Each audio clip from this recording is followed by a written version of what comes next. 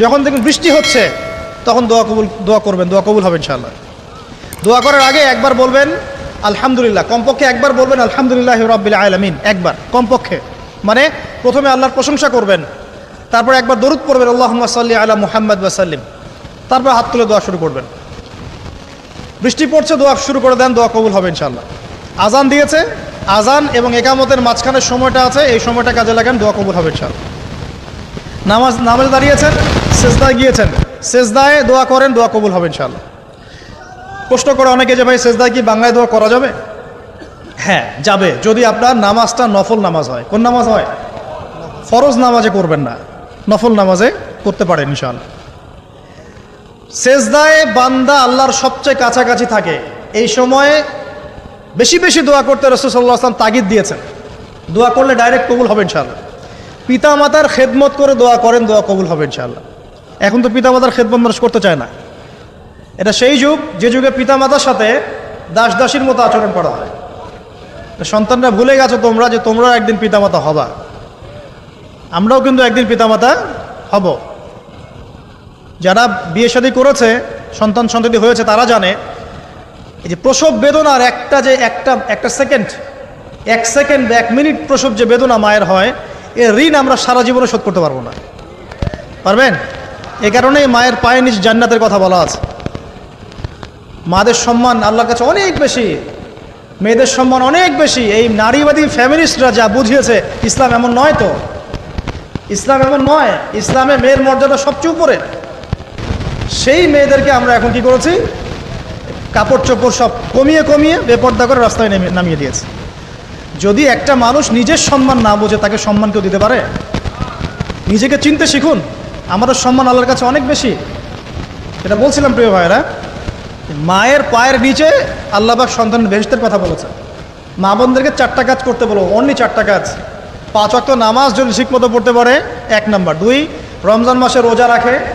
3 number, পর্দা ঠিকঠাক মতো করে। আর 4 নাম্বার, স্বামীর আনুগত্য করে।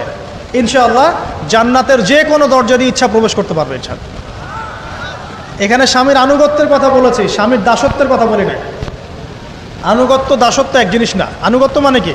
আনুগত্য মানে আপনি স্বামীর যে কোনো ভালো কাজে আপনি তাকে সায় দিবেন, আনুগত্য। নামাজ পড়তে বলেছে, নামাজ পড়তে হবে।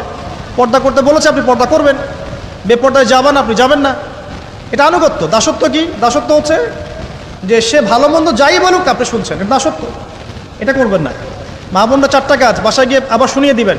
নবীজি বলেছেন 4টা কাজ কোনো মেয়ে করলে জান্নাতের যে কোনো দরজা দিয়ে ইচ্ছা প্রবেশ করতে পারবে। 1 নাম্বার, 5 ওয়াক্ত সালাত। 2 নাম্বার, রমজান মাসের সওম রোজা। 3 নাম্বার, পর্দা ঠিকঠাক মতো করবে, লজ্জাস্থানের হেফাজত। এবং 4 নাম্বার, স্বামীর আনুগত্য করা। মায়ের খেদমত করে দোয়া করেন, দোয়া কবুল হবে ইনশাআল্লাহ। বাবার খেদমত করে দোয়া করেন, দোয়া কবুল হবে ইনশাআল্লাহ। কোরআন তেলাওয়াত করে দোয়া করেন, দোয়া কবুল হবে ইনশাআল্লাহ। মনে করেন শেষ রাতে উঠেছেন, মানে শেষ রাত বলতে বোঝাচ্ছি এই ধরেন যে 2টার পর থেকে, এখন 2টা 2:30টার পর থেকে নিয়ে ফজর পর্যন্ত শেষ রাতে উঠেছেন। এই সময় আপনি যা দোয়া করবেন ইনশাআল্লাহ কবুল হবে।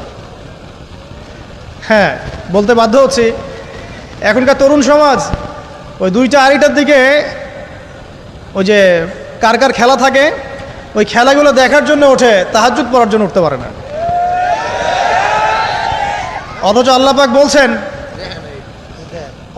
পাক বলছেন কি, যে শেষ রাতে আল্লাহ পাক প্রথম আসমানে নেমে আসেন এবং আহ্বান করেন, কে আছো আমার কাছে কিছু চাইবে আমি দিব, কে আছো আমার কাছে রিজিক চাইবে দিব, কে আছো আমাকে ডাকবে আমি তোমার ডাকে সাড়া দিব, কে আছো আমার কাছে ক্ষমা চাইবে আমি তোকে ক্ষমা করে দিব। প্রিয় যুবক ভাইরা, আল্লাহকে মূল্যায়ন করতে শিখুন। এই সময়গুলোতে দোয়া করলে ইনশাআল্লাহ তাআলা আপনার দোয়া কবুল হবে ইনশাআল্লাহ। সবচেয়ে ইম্পর্টেন্ট হচ্ছে একটা, যেটা আমরা প্রত্যেক দিন পড়ি, প্রায় 17 রাকাত নামাজ পড়ি আমরা, ফরজ নামাজ। শুধু ফরজ নামাজের কথাই বলছি। এখানে আপনি 34টা সেজদা করেন। 17 রাকাত ফরজ, 34টা সেজদা করেন। প্রত্যেক সেজদায় যদি একটা করে দোয়া করতে পারেন ইনশাআল্লাহ আল্লাহ আপনার দোয়া কবুল করবেন। দোয়া কবুল করার কিছু জায়গা বলে দিলাম। তো বেশি বেশি দোয়া করতে হবে। আমরা উম্মার অবস্থাগুলোকে বুঝতে শিখব। এখানে এই 3 ব্যক্তি, এটা বলে আমি শেষের দিকে যাচ্ছি, একটু ধৈর্য ধরেন। এই 3 ব্যক্তি পড়ে গেছে গুহার মধ্যে। আমি বলছিলাম জেনা ছেড়ে দিলে তোমার দোয়া আল্লাহ পাক ডাইরেক্ট কবুল করবে ইনশাআল্লাহ। কিভাবে? এই দলিল দিচ্ছিলাম যে তারা বলছে আমাদের তো কোনো আমাদের নেক আমল যা আছে এটা দিয়ে দোয়া করতে হবে, কোনো অপশন তো নাই বের হওয়ার। একজন বলছে যে আল্লাহ আমি আমার পিতামাতার খেদমত করতাম, মাকে দুধ পান না করিয়ে কখনো দুধ পান করি নাই, আল্লাহ এই কাজটা যদি তোমার কাছে ভালো লেগে থাকে আজকে আমাকে এই বিপদ থেকে উদ্ধার করো। এই দোয়া করার সাথে সাথেই এই গুহা থেকে পাথরটা একটু সরে গেল এভাবে। আর জড়বস্তু আল্লাহ পাকের হুকুম মানে, আল্লাহ পাকের হুকুম মানে না খালি দুইটা শ্রেণীর মানুষ, এক হচ্ছে মানুষ আর একটা জিন জাতি। এই পুরো প্রকৃতি আল্লাহ পাকের হুকুম মেনে চলে। আর জড় বলতে আসলে কিছু নাই, যদি আমি বোঝানোর জন্য জড় বলেছি, আল্লাহ পাকের হুকুমে সব কিছু জীবন্ত। এই যে মাটিতে আমরা বসে আছি না এখন, এই মাটি কিয়ামতের মাঠে সাক্ষী দিবে যে এখানে মাহফিল হয়েছিল। হ্যাঁ, ওইখানে বসে তুমি টিকটক করেছো, লেকচার শুনো নাই ভালো করে। একটা মাহফিলে যাচ্ছিলাম, দেখলাম যে এখন স্টেজে উঠি নাই, ওই সুযোগে দেখলাম যুব সমাজ রাস্তার পাশে দাঁড়িয়ে সিগারেট খাচ্ছে, ব্রেক নিচ্ছে আগে, চা সিগারেটের ব্রেক। হুজুর আসলে আলোচনা শুনবো। তো এখানে এসে যদি আমরা মানে কোরআন সুন্নাহর বাইরে কোনো কাজ করি, এই মাটি আবার সাক্ষী দিবে। এটা দলিল কোথায় আছে? সূরা জিলজাল পড়ে দেখবেন। সূরা জিলজালের মধ্যে দলিল আছে যে আল্লাহ পাকের হুকুমে এই জমিন কথা বলবে ইনশাআল্লাহ, আল্লাহ পাক হুকুম করলে। জি, তো একটু সরে গেল ওই পাথর, তারপরের ব্যক্তি দোয়া করছে, আল্লাহ আমার একজন কাজের লোক ছিল, সেই কাজের লোক কিছু টাকা পেত, টাকা না নিয়ে বেচারা চলে গেছে, আমি ওই টাকা দিয়ে কিছু পশু কিনেছি, এই পশুগুলো কিনে আমি পালন করেছি, অনেক দিন পর সেই ব্যক্তি এসেছে আমার টাকা দাও।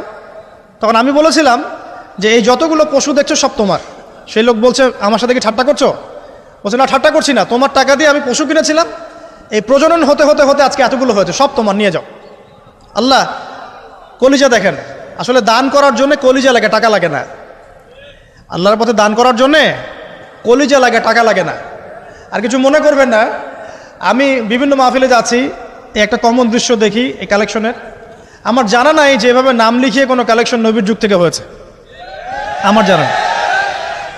বরং কতটুকু দিয়েছে এটা গোপন রাখলেই ভালো। কে দিয়েছে, কত দিয়েছে জানানোর কোনো দরকার নাই, দিয়েছে নিয়ে চলে আসবেন, শেষ। আমরা কাকে সন্তুষ্ট করার জন্য দেই? আল্লাহ জানলেই তো যথেষ্ট, কি দরকার জনগণ জানতেই হবে আমি 5,000 টাকা দিয়েছি, এতে আমার লাভটা কি? নেকি উল্টারও কমে গেল।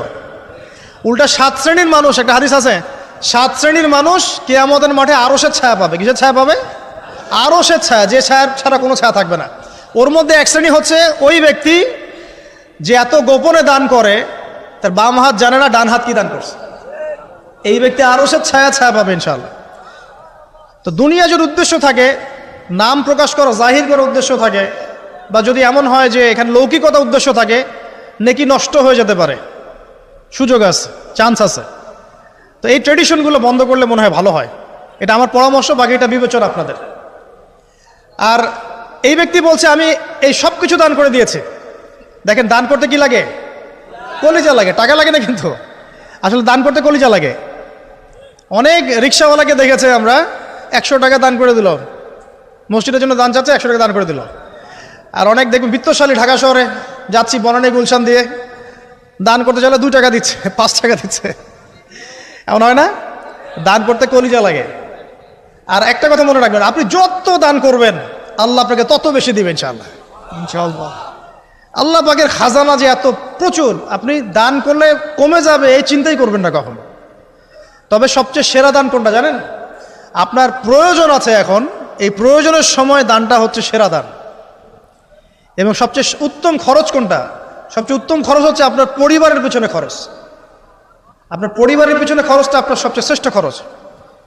আর দান করে মধ্যম পন্থায়, এমন হবে না যে নিঃস্ব হয়ে গেলেন দান করে একদম, আবার এমন না যে কৃপণতা প্রদর্শন হচ্ছে, এমনও না। মধ্যম পন্থায় দান খয়রাত করবে ইনশাআল্লাহ। আর কিয়ামতের মাঠে মানুষ তার দানের ছায়ায় থাকবে ইনশাআল্লাহ। যে যত দান করবে ওই ছায়ার নিচে সে থাকবে। এই ব্যক্তি সব দান করে দিয়েছিল, যাও সব গরু ছাগল তোমার। তৃতীয় ব্যক্তি, পাথর সরে গেল একটু, তৃতীয় ব্যক্তি, যুবক তোমাকে বলছি ভাই, তৃতীয় ব্যক্তি আল্লাহর কাছে বলছে, আল্লাহ আমার একজন সুন্দরী চাচাতো বোন ছিল, আছে না তোমাদের কাজিন, এবং তাকে আমি খুব ভালোবাসতাম। ওই যে এখন বয়ফ্রেন্ড গার্লফ্রেন্ড ফ্রি মিক্সিং, যেটা খুব ভালোবাসতাম। তো তাকে আমি পেতে চাইতাম, তাই আমি তাকে অফার করি সে বলে যে না, আমাকে 100 স্বর্ণ মুদ্রা না দিলে আমি রাজি না। 100 স্বর্ণ মুদ্রা। এই মেয়ের অবশ্য অনেক ডিমান্ড ছিল, তাহলে বোঝা গেল 100 স্বর্ণ মুদ্রা মানে অনেক। জানেন, এখন তো দেখা যায় 1500 টাকা 2000 টাকা দিয়ে মেয়ে তার ইজ্জত বিক্রি করে ফেলছে। 100 স্বর্ণ মুদ্রা, আর কাউকে কিছু দেওয়াই লাগে না, এমনি বিক্রি করে ফেলে। কত প্রশ্ন, কত যে প্রশ্ন আসে আমাদের কাছে যে ভাই বা হুজুর বা ভাইয়া ওস্তাদ, কত জীবনে এক পর্যায়ে ভুল করেছি, এরকম জেনায় লিপ্ত হয়ে গিয়েছিলাম, প্রেম করেছি ইত্যাদি, আমি কি করবো, আমার কি ভালো হওয়ার রাস্তা আছে কিনা, বা আমি তওবা করে ফিরে আসছি, আমি কি এখন বিয়ে করতে পারবো কিনা। প্রশ্নের শেষ নাই। বেশিরভাগ প্রশ্ন এরকমই আসে এখন। আরেকটা বেশি বেশি প্রশ্ন আসে, ভাই ওস্তাদ হুজুর, আমার স্বামী পরকীয়া আসক্ত, আমাকে দেখে না, এই হয় সে, এইগুলো প্রশ্ন বেশি।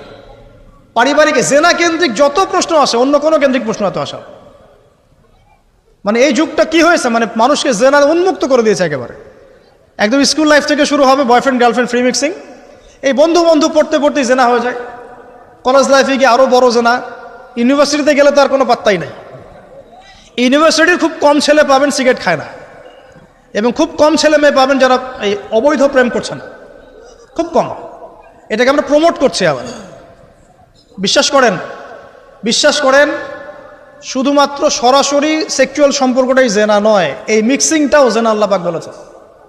এবং এতে করে আমাদের যুব সমাজে অধঃপতনটা হয়েছে, এটা অন্য কোনোভাবে হয় নাই। কারণ সূরা আলে ইমরান পড়ে দেখবেন আল্লাহ পাক বলছেন, যুয়িনা লিন-নাস হুব্বুশ শাহওয়াতি মিনান নিসা, মেয়েদের মধ্যে ছেলেদের জন্য সবচেয়ে বেশি শাহওয়াত আছে, শাহওয়াত খাহেসাত, এটা সবচেয়ে বেশি আকর্ষণ করে ছেলেদেরকে। সমাজের কাঠামো ভেঙে যাচ্ছে তো, সমাজের কাঠামো ভেঙে। আমরা তো বাইরে ভালো মানুষের লেবাস পরে আছি, দেখবেন বহু পরিবারে পরকীয়া চলছে, আপনি জানেন না। ভিতরে ভিতরে আমরা তো লজ্জা এগুলো বলি না, চোখ লজ্জায় বলি না, চলছে এগুলো এখন কমন হয়ে গেছে। যে ফ্যাশন শোর নামে, বিউটি কন্টেস্টের নামে, এই সেই, মানে অশ্লীলতাকে প্রমোট করা হচ্ছে চতুর্দিক থেকে। রেপ ধর্ষণ দিন দিন বাড়ছে আর বাড়ছে। বাচ্চা কাচ্চা, ছোট ছোট বাচ্চা মেয়ে পর্যন্ত রেহাই পাচ্ছে না। এই কয়দিন আগে একটা মেয়েকে কত পিস পিস করে ভাসিয়ে দিয়েছে একেবারে, দেখেন নাই? কোথায় আছেন? সমাজটা কোথায় গেছে? আমরা ভালো মানুষের মুখোশ পরে বসে আছি। একটা মাহফিল করে কি সব হবে? কনস্ট্রাকটিভ কাজ করতে হবে। তারুণ্যের এই শক্তিটাকে আল্লাহর জমিনে দিনের প্রচার প্রসার প্রতিষ্ঠার কাজে ব্যয় করতে হবে। যতক্ষণ পর্যন্ত আমরা এরকম ভালো মানুষের লেবাস সাজে বসে থাকবো না, আমার ঘরেও ফেতনা ঢুকে আসবে, টের পাবেন না। যখন ফেতনা ছড়িয়ে পড়ে ওটাকে দমন করতে হয়। দমন না করলে ওইটা আমার ঘরেও ঢুকবে তো এক সময়। আমি একা ভালো থাকতে পারবো না তো। আরে দমন করার ক্ষমতা আল্লাহ পাক যাদেরকে দিয়েছেন তাদের উপর অবশ্য ওয়াজিব হয়ে গেছে এগুলো দমন করা। এখন তাদের উপর একটা ফরজ ওয়াজিব হয়ে গেছে দমন করা এগুলা, নাহলে আল্লাহ পাক কঠিন শাস্তির সম্মুখীন করবেন। একটা হাদিস বলে সামনে যাই, শেষ করে গুটিয়ে নিচ্ছি। নবীজি বলছেন, একদিন ঘুম থেকে উঠে চোখ ঘষতে করছে, লা ইলাহা ইল্লাল্লাহ, আল্লাহ লা ইলাহা ইল্লাল্লাহ। তার স্ত্রী সামনে যায়নাব বিনতে জাহাশ রাদিয়াল্লাহু আনহা, তিনি বলছেন, ইয়া রাসূলুল্লাহ, কি হয়েছে, সমস্যা কি? নবীজি বলছেন, ওয়াইলুল লিল আরব, আরবদের জন্য ধ্বংস, মিন শাররি কাদ ইখতারাব, কি ভয়ঙ্কর ফিতনা ধেয়ে আসছে। তখন তার স্ত্রী বলছেন, ইয়া রাসূলুল্লাহ, আনুহলিকু ওয়া ফিনা সালিহুন, আমাদের মধ্যে সৎ মানুষ ভালো মানুষ থাকা অবস্থাতেও কি আমরা ধ্বংস হয়ে যাব? নবীজি বলছেন, বালা, অবশ্যই, নাম, হ্যাঁ অবশ্যই ধ্বংস হবে। ইযা কাসরাতুল খাবাস, যখন সমাজের মধ্যে অশ্লীলতাকে ছড়িয়ে পড়া হবে। যখন সমাজের মধ্যে অশ্লীলতা বেহায়াপনা ছড়িয়ে পড়বে, আলেম জালেম সব ধ্বংস হয়ে যাবে। এই সময় এখন আসে নাই? হারাম, একটা সামান্য একটা হারাম ঠুনকো একটা খেলাকে নিয়ে সারা বিশ্ব কি করতেছে দেখেন নাই? কি পাগল হয়ে গেছে একেবারে। কি অবস্থা মানুষের মধ্যে, কে খেলে তারও ঠিক নাই, ওই দেশের লোক আমাকে চিনে কিনা তারও ঠিক নাই, নিজের কোনো ব্যক্তিত্ব গায়রত কিছুই নাই। আশ্চর্য একটা জাতি আমরা। কে খেলছে? ভাবখানা এমন যে আমরা মনে হয় যুদ্ধ করে কাফেরদের সাথে দ্বীন ইসলাম কায়েম করে ফেলছে, একদম ভাবখানা। অথচ এগুলো তৈরি করা হয় কি জন্য? যাতে মুসলিম জাতি একদিকে ফোকাস করে থাকে, অন্যদিকে ওরা তাদের উদ্দেশ্য সাধন করবে। এখন সারা ওয়ার্ল্ডের চেহারা একদিকে ফিরাইছে, এদিকে দেখো, এই যে খেলা দেখো, আর বাকি পিছনে যে কাজগুলা ঠিকই করছে ওরা। দেখবে কি কাজ করছে কয়দিন পরে দেখতে পারবে। পাবলিকলি আমি বললাম না, কারণ বললে সব বুঝবেন না আপনারা, আর সব জায়গায় সবকিছু বলতে নাই। ওদের উদ্দেশ্য ওরা কখনো ভুলে যায় নাই। ওরা চাচ্ছে সারা বিশ্বটাকে শাসন করতে এবং মুসলিমদেরকে দমন করতে, এবং আপনাকে খেলতামাশায় ব্যস্ত রেখেছে। লাচো এখন যুবকদের কোনো হিতাহিত জ্ঞান পর্যন্ত চলে গেছে এখন। হিতাহিত জ্ঞান, তোমাকে এইভাবে চুল কাটতে কে বলছে? তোমাকে এইভাবে চুল কাটতে কে বলছে? এদিকে একদম ছিলে রেখে দিছো, এখানে মাঝখানে উঁচা একটা ময়ূরের মতো রেখে দিছো, মানে এভাবে চুল কাটতে তোমাকে কে বলছে? কে তোমাকে মেসি ফলো করতে বলছে? তোমার জন্য রাসূল সাল্লাল্লাহু আলাইহি ওয়াসাল্লামের বাবরি চুলের সুন্নত নাই? আজীব একটা ব্যাপার। দাড়ি রাখছো, বিরাট কোহলির মতো দাড়ি রাখছো, কেন? রাসূল সাল্লাল্লাহু আলাইহি ওয়াসাল্লামের মতো ছাড়া দাড়ি রাখতে পারো না? আশ্চর্য। আমাদের আদর্শ চিন্তা হবে না? নবী সাল্লাল্লাহু আলাইহি ওয়াসাল্লামের মতো এত সুদর্শন হ্যান্ডসাম মানুষ থাকতে আমি কাকে ফলো করব? যুবকদের পুরো মাথাটাকে ব্রেইন ওয়াশ করে ফেলা হয়েছে। কারণ ওরা জানে খুব ভালো করেই, যুবকরা যদি আল্লাহর পথে ফিরে আসে ওদের সমস্যা আছে, সমস্যা। এই কারণে তোমাদেরকে ভুলিয়ে রাখা হচ্ছে। নিজের জীবনের মূল্য দিতে শেখো। আল্লাহ রাব্বুল আলামিন তোমাকে আমাকে সৃষ্টি করেছেন, আল্লাহ পাক আমাদের হাতে এই দিনের বিজয় দেখতে চান। আল্লাহ পাক চান যেন আমরা আল্লাহর দিনটাকে পালন করি, প্রসার ঘটাই। ইনশাল্লাহ এক সময় দিন প্রতিষ্ঠা হবে ইনশাআল্লাহ। আমরা যদি খেলতামাশায় মত্ত থাকি তাহলে দিনের প্রচার কে করবে? প্রসার কে করবে?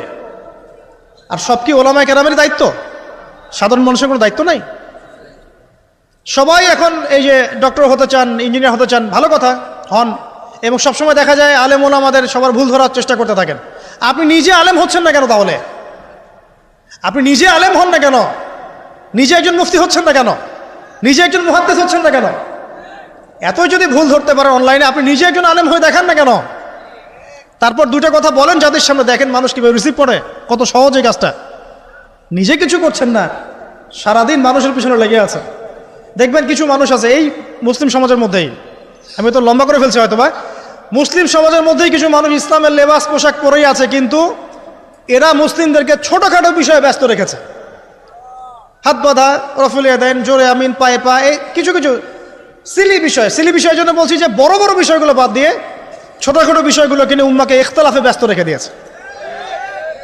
ভাবখানে এমন যেন ইসলামের সব বিষয় প্রতিষ্ঠা হয়ে গেছে, এখন এই 4টা বিষয় বাকি আছে। ভাবখানে এমন, অথচ সারা ওয়ার্ল্ডের মধ্যে ইসলাম আস্তে আস্তে সংকুচিত হয়ে গেছে।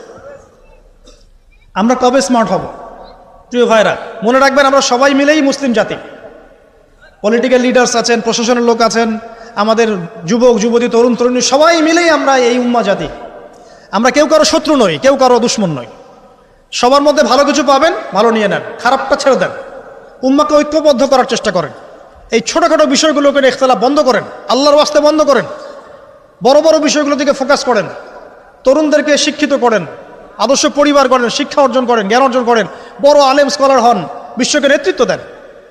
পলিটিক্স করলে ভালো করে করেন, যাতে করে আপনার দ্বারা দুনিয়ার দিনের খেদমত হয়, আলহামদুলিল্লাহ। ইকোনমিক্স হলে ভালো করে হন, বিজ্ঞানী হলে বড় বিজ্ঞানী হন, মানে আপনি বড় স্বপ্ন দেখেন। ইয়াং জেনারেশনকে নিয়ে আসেন ইসলামের দিকে, তাদের দ্বারা ইনশাআল্লাহ ইসলামের বিজয় হবে।